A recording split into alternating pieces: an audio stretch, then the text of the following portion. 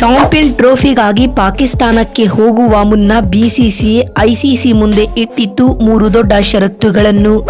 ಒಂದು ವೇಳೆ ಈ ಷರತ್ತುಗಳನ್ನು ಒಪ್ಪಿಕೊಳ್ಳದೆ ಇದ್ದರೆ ಟೀಂ ಇಂಡಿಯಾ ಇಲ್ಲದೆ ಆಡಬೇಕಾಗುತ್ತದೆ ಚಾಂಪಿಯನ್ ಟ್ರೋಫಿ. ಬಿಸಿಸಿನ ಈ 3 ಷರತ್ತುಗಳ ಮುಂದೆ ಮಂಡಿ ಊರದೆ ಬೇರೆ ಆಪ್ಷನ್ ಇಲ್ಲ ಐಸಿಸಿ ಮತ್ತು ಪಿಸಿಬಿ ಹತ್ತಿರ. ಹಾಗಾದರೆ ಇದರ ಸುದ್ದಿಯ ಸಂಪೂರ್ಣ ಮಾಹಿತಿ ಏನು? ಅಷ್ಟಕ್ಕೂ ಐಸಿಸಿ ಮುಂದೆ ಬಿಸಿಸಿ ಇಟ್ಟಿರುವ ಆ 3 ದೊಡ್ಡ ಷರತ್ತುಗಳಾದರೂ ಯಾವುವು? ಹೀಗೆ ಇದರೆಲ್ಲದರ ಬಗ್ಗೆ ಇವತ್ತಿನ ಈ ಒಂದು ವಿಡಿಯೋದಲ್ಲಿ ತಿಳಿಸ್ಕೊಡ್ತಾ ಹೋಗ್ತೀನಿ. ಆದ್ದರಿಂದ ದಯವಿಟ್ಟು ಈ ವಿಡಿಯೋವನ್ನ ಕೊನೆವರೆಗೂ ನೋಡಿ. ಆದರೆ ಅದಕ್ಕಿಂತಲೂ ಮುನ್ನ ನಿಮ್ಮ ಪ್ರಕಾರ ಚಾಂಪಿಯನ್ ಟ್ರೋಫಿಯಲ್ಲಿ ಟೀಂ ಇಂಡಿಯಾದ ನಾಯಕತ್ವವನ್ನು ಹಾರ್ದಿಕ್ ಪಾಂಡ್ಯ ಅಥವಾ ರೋಹಿತ್ ಶರ್ಮಾ ಇವರಿಬ್ಬರಲ್ಲಿ ಯಾರು ನಿರ್ವಹಿಸಬೇಕು ಎನ್ನುವುದನ್ನ ಕಾಮೆಂಟ್ ಮಾಡುವ ಮೂಲಕ ತಪ್ಪದೇ ತಿಳಿಸಿ.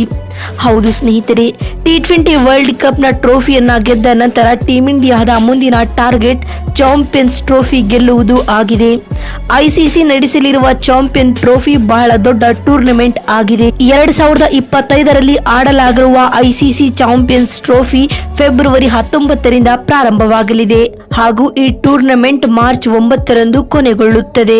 ಮತ್ತು ಈ ದೊಡ್ಡ ಟೂರ್ನಮೆಂಟ್ ನ ಬಗ್ಗೆ ಮಾತನಾಡುವುದಾದರೆ ಇದರಲ್ಲಿ ಒಟ್ಟು 8 ತಂಡಗಳು ಭಾಗವಹಿಸಲಿದ್ದು ಒಟ್ಟಾರೆ 16ರಿಂದ 17 ಪಂದ್ಯಗಳನ್ನ ನಡೆಸಲಾಗುತ್ತದೆ ಬಂಧುಗಳೇ. ಸುಮಾರು 1 ತಿಂಗಳವರೆಗೂ ಈ ಇವೆಂಟ್ ನಡೆಯಲಿದೆ ಮತ್ತು ಈ ಟೂರ್ನಮೆಂಟ್ ನಲ್ಲಿ ಭಾರತ ಮತ್ತು ಪಾಕಿಸ್ತಾನ ತಂಡ ಮುಖಾಮುಖಿಯಾದಾಗ ವ್ಯೂವರ್ಶಿಪ್ ನ ಹಲವು ದಾಖಲೆಗಳು ಮುರಿದು ಹೋಗುತ್ತೆ.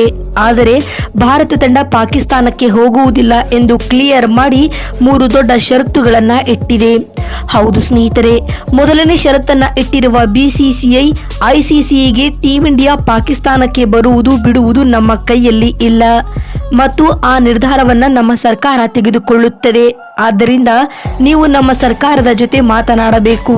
ಅವರು ಒಪ್ಪಿದರೆ ಮಾತ್ರ ಟೀಂ ಇಂಡಿಯಾ ಪಾಕಿಸ್ತಾನಕ್ಕೆ ಬರುತ್ತೆ, ಇಲ್ಲದಿದ್ದರೆ ಬರುವುದಿಲ್ಲ ಎಂದು ಡೈರೆಕ್ಟ್ ಆಗಿ ಹೇಳಿದೆ. ಮತ್ತು ಎರಡನೇ ಷರತ್ತನ್ನ ಇಟ್ಟಿರುವ ಬಿಸಿಸಿಐ ಒಂದು ವೇಳೆ ನಮ್ಮ ಸರ್ಕಾರ ಪಾಕಿಸ್ತಾನಕ್ಕೆ ಹೋಗಲು ಪರ್ಮಿಷನ್ ನೀಡಿದರೂ ಕೂಡ ಫುಲ್ ಸೆಕ್ಯೂರಿಟಿನೊಂದಿಗೆ ಒಂದೇ ಮೈದಾನದಲ್ಲಿ ಆಡಿಸಬೇಕು. ಯಾವುದೇ ಕಾರಣಕ್ಕೂ ನಮ್ಮ ಭಾರತ ತಂಡ ಬೇರೆ ಮೈದಾನಗಳಿಗೆ ಟ್ರಾವೆಲ್ ಮಾಡುವುದಿಲ್ಲ. ಆದ್ದರಿಂದ ನಮ್ಮ ಭಾರತೀಯ ಆಟಗಾರರಿಗೆ ಬಹಳ ತೊಂದರೆ ಉಂಟಾಗುತ್ತೆ ಎಂದು ಬಿಸಿಸಿಐ ಹೇಳಿದೆ.